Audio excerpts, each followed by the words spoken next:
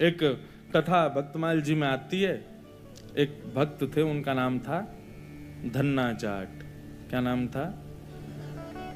बड़ी मधुर कथा है धन्ना जी की। धन्ना जी की कथा ऐसे प्रारंभ होती है कि सामान्य से परिवार में धन्ना जी का जन्म हुआ। देखो, ये हरिप्रिय हैं, इनको हरि प्रिय थे, लेकिन इनकी भक्ति से फिर ऐसी स्थिति हो गई कि ये हरि को प्रिय लगने लगे। तो धन्ना जी के यहां एक संत पधारे। संत की शालिग्राम जी की सेवा। और छोटे बालक जो होते हैं वो संतों को, या घर में कोई भी बड़े बुजुर्ग आए या कोई भी श्रेष्ठ जन आए, वो क्या करते हैं, कैसे करते हैं, मेहमानों को देखते हैं बैठ के। तो महात्मा जी अपने ठाकुर जी की सेवा करते और धन्ना जी जाके उनके पास में बैठ जाते। पहले जल से स्नान, फिर दूध से स्नान, फिर घी से, फिर दही से, फिर शहद से, पंचामृत स्नान करा के बढ़िया इत्र लगा के ठाकुर जी को उर्द पुंड तिलक लगा करके माला तुलसी पधरा के विराजमान कर दिया। धन्ना जी को इतनी अच्छी लगी ये सेवा, रोज बैठ जाते, पूरी रात रोते, अपनी माँ से कहते मैया ये सुबह कब होगी। क्यों? वो सुबह होते ही बाबा के पास जाऊंगा, उनकी सेवा देखूंगा कैसे करते हैं। तो धन्ना जी रोज सेवा देखते, बड़े खुश होते। जैसे महात्मा का जाने का समय आया, धन्ना जी बिखर गए। कहां जा रहे हो आप? बोले बेटा अब हो गई हमारी सेवा पूरी, अब हम जा रहे हैं, फिर आएंगे कुछ साल बाद। धन्ना जी बोले तो आप चले जाओ, इनको छोड़ जाओ यहीं पे, ये ठाकुर जी यहीं रहे आए, मैं इनकी सेवा करूंगा। बाबा बोले अरे तुम छोटे बालक हो, तुमसे सेवा बनेगी नहीं बेटा, तुम जिद मत करो। धन्ना जी तो रोने लगे, बोले नहीं मैं सेवा करूंगा, मुझे तो ये चाहिए। जैसे कोई वस्तु के लिए बालक जिद करता है, ऐसे धन्ना जी ठाकुर जी के लिए जिद करने लगे। माता पिता परेशान, महात्मा अलग परेशान, क्या करें। और इतना रोवे कि महाराज पूरा घर अधर कर दिया, मोहल्ले वाले तक इकट्ठे हो गए। क्या हो गया? बोले धन्ना जी के महात्मा जी जा रहे हैं, उनके ठाकुर जी मांग रहा है धन्ना। अब किसी में ये हिम्मत भी नहीं कि महात्मा सिंह कहते हैं दे जाओ। और कोई वस्तु हो तो ये भी कह देते हैं लोग दे जाओ, चलो हम दूसरी दे देंगे। ठाकुर जी की बात है भैया, कोई अपनी सेवा कैसे दे सकता है। धन्ना जी इतने रोए, सिर पटक पटक के रोने लगे छोटे बालक। तो महात्मा बोले बड़ी विडंबना, ठाकुर जी रक्षा करो, क्या करें। इतने महात्मा बाहर गए और गोल गोल काले से दिखने वाला एक पत्थर उठा लाए, उसमें बढ़िया घी भी लगा करके और इत्र लगा के सुगंधित कर दिया, उर्द पुंड तिलक लगा दिया ठाकुर जी जैसा। और अपने ठाकुर जी तो नीचे एक छोटे सिंहासन पर विराजमान कर दिए और बड़े सिंहासन पर वो पत्थर लाके रख दिया और बढ़िया सजा के। धन्ना रो रहे थे, उठा के गोद में ला, देख देख देख तेरे ठाकुर जी आगे देख। धन्ना जी जैसी मंदिर में, धन्ना जी की दृष्टि तो उन्हीं के ठाकुर जी पे, यही चाहिए। महात्मा बोले लाला देख, ऊपर सिंहासन पर बड़े ठाकुर जी बैठे और नीचे छोटे ठाकुर जी बैठे। वो बड़े वाले जो हैं वो तो हैं राजा ठाकुर, और ये छोटे वाले जो नीचे बैठे हैं ना, ये सिपाही ठाकुर। अब बता, मुझे तो राजा ठाकुर ज्यादा बढ़िया लग रहा है, मैं तो उनको ले जाऊंगा, लेकिन फिर याद रहियो जब जब मैं आऊंगा तब तब मेरे ठाकुर जी ऊपर बैठेंगे और तेरे वाले नीचे बैठेंगे, क्योंकि तू सिपाही ठाकुर जी मांग रहा है और मेरे ठाकुर जी तो राजा ठाकुर हैं। अब बालक को उस भाव से समझाया तो धन्ना जाट नहीं, मैं तो राजा ठाकुर लूंगा, आप ले जाओ सिपाही को। सिपाही ठाकुर जी के रूप में उनके निज ठाकुर जी थे। बाबा बोले अब ठीक है। घर वालों ने भी प्रणाम किया, जय हो महाराज जी, बड़ी आपने बुद्धि युक्ति लगाई। सबको लगा कि कंटक छूट गया, लेकिन यहां तो अब भक्ति प्रारंभ हुई थी धन्ना जी की। देखो, ठाकुर जी की सेवा के लिए जो व्यवस्था की प्रतीक्षा करते हैं, ठाकुर जी की सेवा के लिए अनुकूल समय की प्रतीक्षा करते हैं, उन लोगों के लिए प्रमाण है ये कथा। बाकी सेवा तो बाद की बात है। ठाकुर जी भी असली नहीं थे, धन्ना जी के सामान्य पत्थर था और धन्ना जी उनकी सेवा करते। रात भर मैया से कहते मैया पूजा की सामग्री मंगाओ ना, मुझे ठाकुर जी की सेवा करनी है। मैया कहती सुबह मंगा दूंगी, सुबह पीछे पड़ जाते, शाम को मंगा दूंगी, शाम को पीछे पड़ जाते, सुबह मंगा दूंगी, रोज टाल देती। एक दिन धन्ना जी अनशन पे बैठ गए, नन्हे से, भोजन नहीं करें, दूध नहीं पीवे, पानी नहीं पीवे। अब तो ये कि रात में सोए भी नहीं, मैया से बस ये कहें पूजा की सामग्री मंगाओ, पूजा की सामग्री मंगाओ। मां ने सहज भाव से कह दिया तेरे ठाकुर जी और तू इनका सेवक, सामग्री मैं क्यों लाऊं, अपने आप कर व्यवस्था। धन्ना जी निकल पड़े। महाराज पुष्प लियाए तोड़ करके, तुलसी लियाए, बढ़िया सुंदर माला बना ली। नन्हे से बालक ने जैसी उनको जैसे खेल खेल में सेवा करते वैसी सेवा करते थे।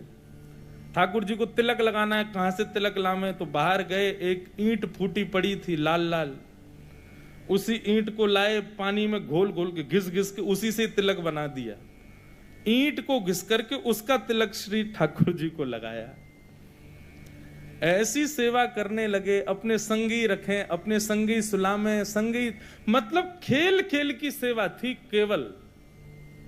घर वालों को लगता था कि भैया दुनिया के लोग खिलौने से खेलते हैं, हमारा धन्ना जो है ये पत्थर को ही भगवान समझ के खिलौना इनसे ही खेल रहा है, बड़ा होगा तो बुद्धि आ जाएगी।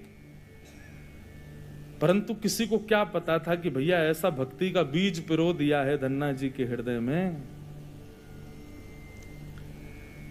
धन्ना जी भोग लगाते और भोग लगाने के बाद में पर्दा लगा करके वहीं बैठ जाते और बैठ करके प्रतीक्षा करते कि ठाकुर जी पा रहे होंगे। फिर धीरे से पर्दा हटा के देखते, अच्छा अभी पाई नहीं, ठीक है, फिर बैठ जाते, फिर प्रतीक्षा करते कब पाएंगे।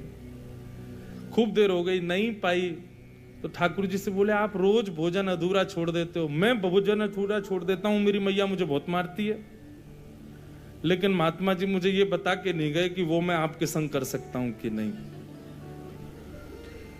मेरी मैया तो मुझे बहुत मारती है, लेकिन पता नहीं मैं कर सकता हूं कि नहीं। धन्ना जी के उस प्रिय भाव, भक्ति भाव पर ठाकुर जी रीझने लगे। एक दिन तो धन्ना जी हट करके बैठ गए, यदि आपने नहीं पाया तो मैं भी नहीं पाऊंगा। धन्ना जी ने थोड़ी देर देखा, थाली यथावत रखी है, नहीं पा रहे, तो ठाकुर जी की तरफ कमर करके लेट गए। तो ठीक है, तो आज मैं भी भूखा सोऊंगा। इतने में ही जैसे उंगली को कोई जोर से चाटे तो चट चट आवाज आती है ना, ऐसी चाटने की जोर जोर से आवाज आने लगी। धन्ना जी बोले ये चप चप खा कौन रहा है, और ये ऐसे चटकारे ले ले करके कौन उंगली चाट रहा है। जैसे ही पर्दा हटा करके देखा तो नील माधव भगवान बैठ करके धन्ना जाट की उस थाली में से प्रसाद पा रहे थे। दर्शन किए जब श्याम सुंदर के, मोहित हो गए। ऐसा नील वरण ठाकुर जी का कटाक्ष नेत्र, बढ़िया सुंदर घुंघराले केशों की गूंद बना करके उसमें मोर पंख लगा रखा है। जैसे धन्ना जाट छोटे वैसे ठाकुर जी भी छोटे से नन्हे से गोपाल जी आ गए। और जैसे मानो पूरे हाथ में सान लेते हैं ना सब्जी छोटे बालक, ऐसे ठाकुर जी ने माखन मिश्री और सारी सब्जी सान रखी है और खूब प्रेम से चाट चाट करके पा रहे हैं। धन्ना जाट बड़ा प्रसन्न हो गया, बोले आप तो बड़े प्यारे हो, आज आप प्रत्यक्ष मेरे सामने आ गए। ठाकुर जी धीरे धीरे अब धन्ना जाट के सखा बनने लगे। धन्ना थोड़ा बड़ा हुआ, गऊ चराने, बछड़ा बछिया चराने जाता तो अपने शालिग्राम, जो शालिग्राम थे ही नहीं, सामान्य पत्थर थे, उनको सजा धजा के बढ़िया अपनी जेब में धर के ले जाता। रास्ता भर उनसे बात करता, नीचे वृक्ष के नीचे बैठ करके ठाकुर जी, अब कोई नहीं है ठाकुर जी प्रकट हो जाओ, तो ठाकुर जी प्रकट हो जाते, धन्ना के साथ प्रेम से पाते। बंधुओं देखो इस कथा से क्या समझ में आ रहा है, धन्ना जी के भीतर ऐसा कौन सा गुण है जिस पर ठाकुर जी रीझ रहे हैं। दीनता। कल हमने एक सूत्र लिया था भक्ति में, अविचार। भगवत भक्ति में विचार नहीं करना है, जो करना है सो करना है। मन में बात आ गई तो बस ठाकुर जी को प्रस्तुत होनी चाहिए। पहला सूत्र। भक्ति का दूसरा सूत्र है दीनता। जितने सीधे, जितने दैन्य, जितनी दीनता में ठाकुर जी की भक्ति में रहोगे, ठाकुर जी उतने प्रसन्न रहेंगे। जितने चतुर बनने का प्रयास करोगे ठाकुर जी के सम्मुख, उतने ही ठाकुर जी दूर भागेंगे। जितना हो सके दीन रहो। ठाकुर जी की भक्ति में किसी भी प्रकार की चतुराई नहीं होनी चाहिए। दीन। धन्ना जी उन्हीं ठाकुर जी को लेकर के चले गए। ठाकुर जी आज बोले, धन्ना तू तो मेरी बड़ी सेवा करे, पर मेरा भी मन करे कि मैं भी तेरी सेवा करूं। सब लोग इधर देखो, कथा सुनो। धन्ना जी बोले, ठाकुर जी ये उचित नहीं है। आप भगवान हो, आप एक ईश्वर तत्व हो, आपकी सेवा हम करें अच्छा लगता है, पर आप हमारी सेवा करो, ये कहां की शोभा है। ठाकुर जी बोले, नहीं धन्ना हम तो तुम्हारी सेवा करेंगे, हमें बताओ हम क्या करें। और भैया ये भक्ति, ये भक्त भगवान वाली बात थोड़ी है। यहां तो सखा हैं, आप हमारे सखा हो, हम आपके सखा। सखा तो आपस में मिल बांट के सब काम करें। बता भैया धन्ना हम क्या करें।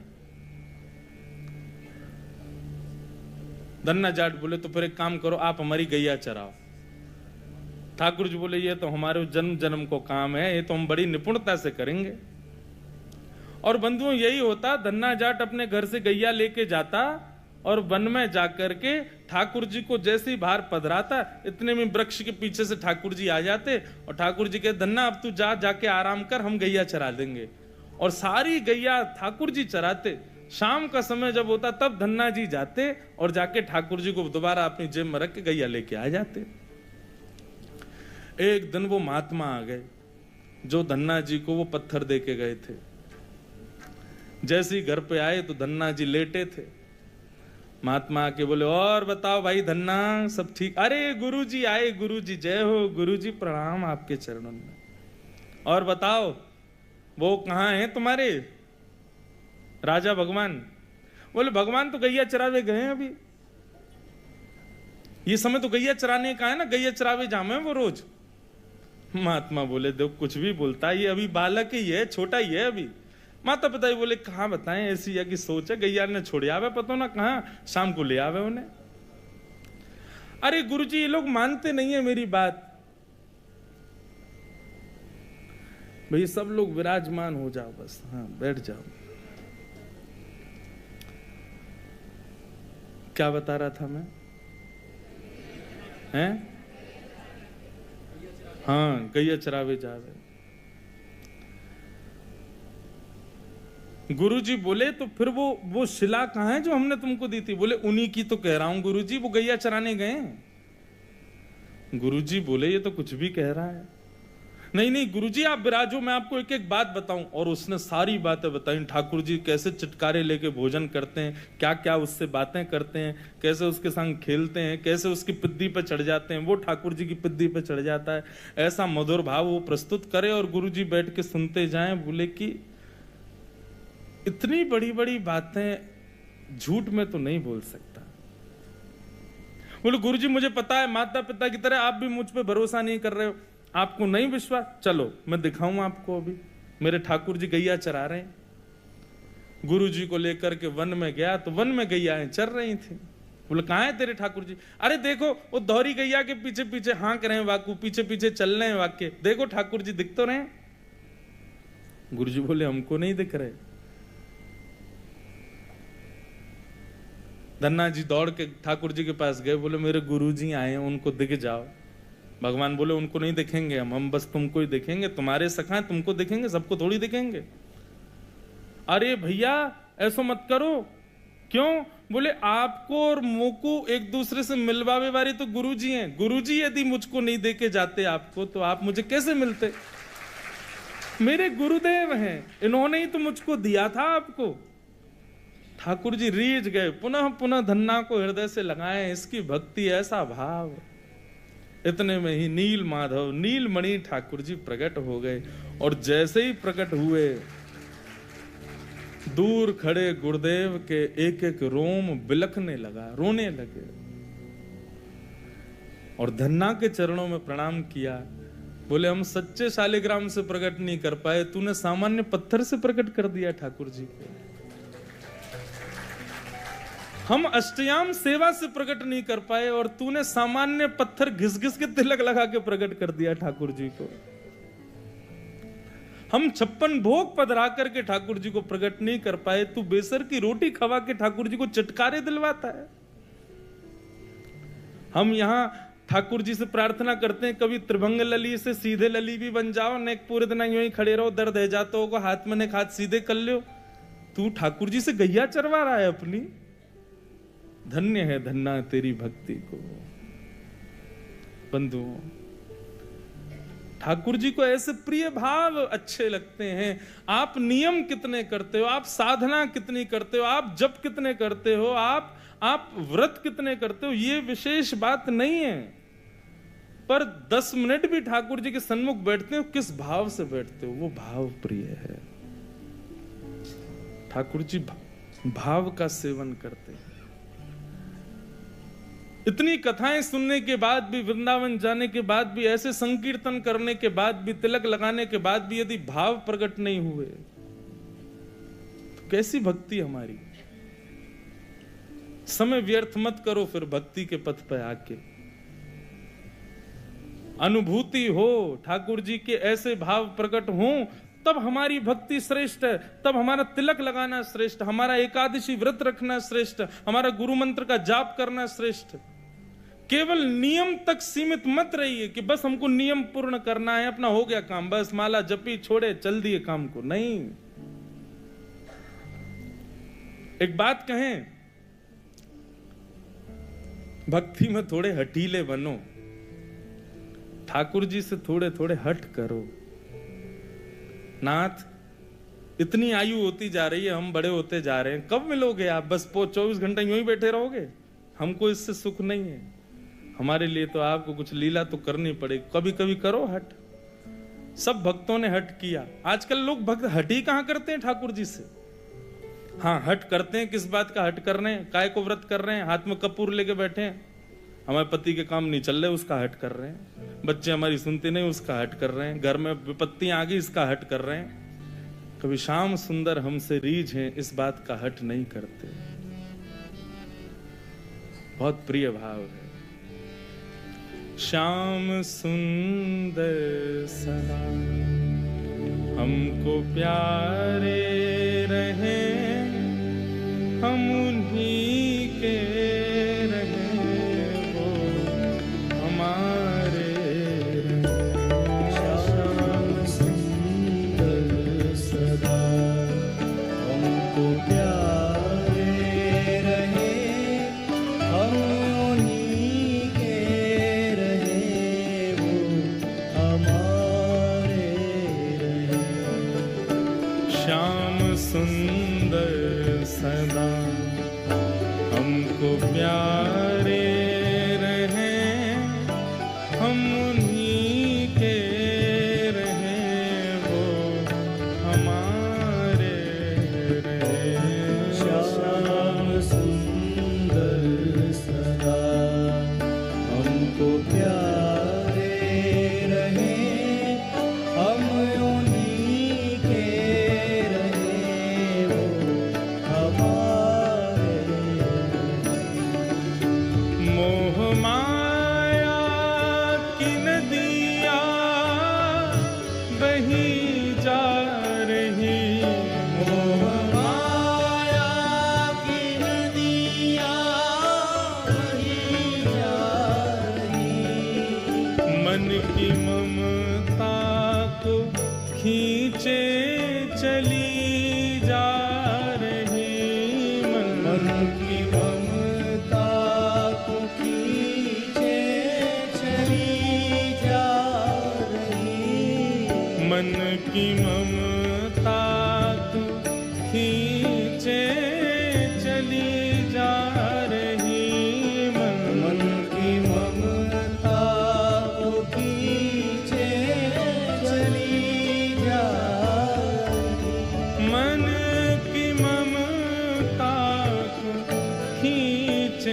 चली जा रही, हर की ममता को पीछे चली जा रही।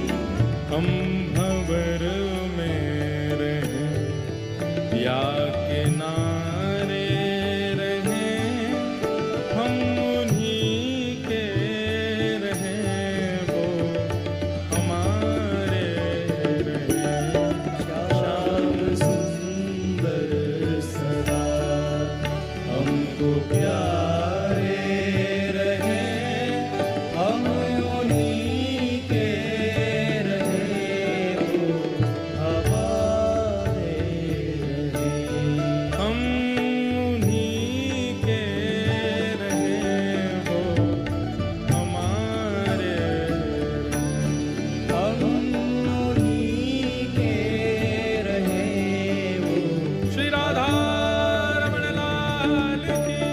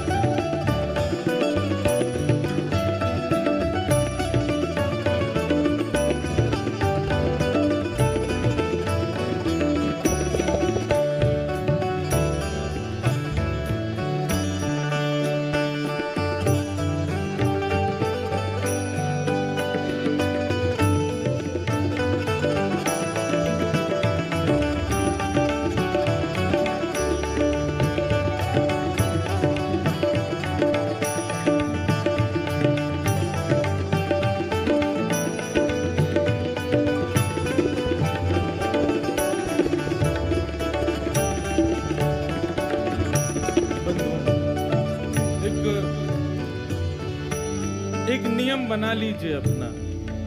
कोई और नियम आप करो ना करो आपके ऊपर है, पर हमारे हिसार आने की एक दक्षिणा हमको दे दीजिए। हमारी एक बात मान लीजिए, आज के बाद श्री राधा रमण जी से गैर संबंधी कोई भी वस्तु हो उसको स्वीकार मत करो। चाहे वो संबंध हो, चाहे वो भोजन हो, चाहे वो देखने की वस्तु हो, चाहे वो पान की वस्तु हो, चाहे वो ग्रहण पहनने की वस्तु हो, सब उस में बस ये भाव रख लीजिए, बस ठाकुर जी से संबंधी है तो हमारी है, नहीं तो हमारी नहीं। तजोरे मन हरि विमुखन को संग, जाके संग कुमति उपजत है, पड़त भजन में भंग। तजोरे मन हरि विमुखन को संग। वस्त्र ऐसे पहनो कि सब कहें कि हाँ भक्त है ठाकुर जी का। प्रसाद वही पाओ जो ठाकुर जी को निवेदित हो, देखो वही जो ठाकुर जी से संबंधी हो, सुनो वही जो ठाकुर जी के संबंध को प्रकट करता हो। हर वस्तु भगवत संबंधी स्वीकार करेंगे, ये नियम बना लीजिए। फिर भले ही आप व्रत ना भी कर पाओ चलेगा, फिर भले ही आप बाकी नियम ना भी कर पाओ चलेगा, परंतु इस नियम को स्वीकार करो। जिस डगर से मुरलिया की धुन आएगी, जिस डगर से मुरलिया की धुन आएगी, उस डगर पे उमरिया ये कट जाएगी। उस डगर पे उमरिया कट जाएगी। इस भाव का मतलब यही है, जिस पथ पर, जिस रास्ते में, जिस डगर में, जिस जीवन में कृष्ण संबंधी सब कुछ है, वहीं हम अपना जीवन व्यतीत करेंगे। बस जहां कृष्ण संबंधी चर्चा नहीं, कृष्ण संबंधी वस्तु नहीं, वहां नहीं रहना हमें। दर्शन को नैना तपे, वचन सुनन को कान, ओ मिलवे को हियरा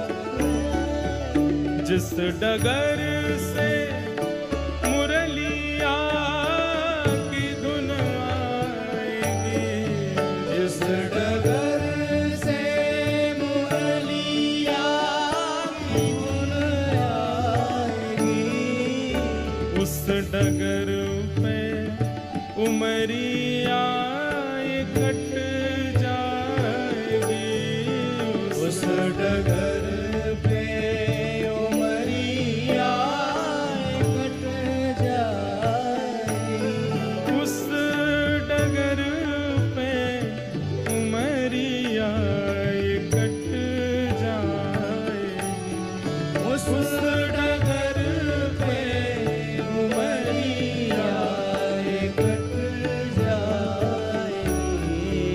उनकी तस्वीर मन में बनाए रहे, हम उन्हीं के रहे, वो हमारे। श्याम सुंदर सदा हमको प्यारे रहे, हम उन्हीं के रहे, वो हमारे रहे। हम उन्हीं के रहे, वो हमारे। हम उन्हीं के रहे, वो हमारे रहे। उन्हीं के रहे, वो हमारे। हम उन्हीं के रहे, वो हमारे। बस हमें उनका प्रिय बनना है। वो तो सबके प्रिय हैं ही।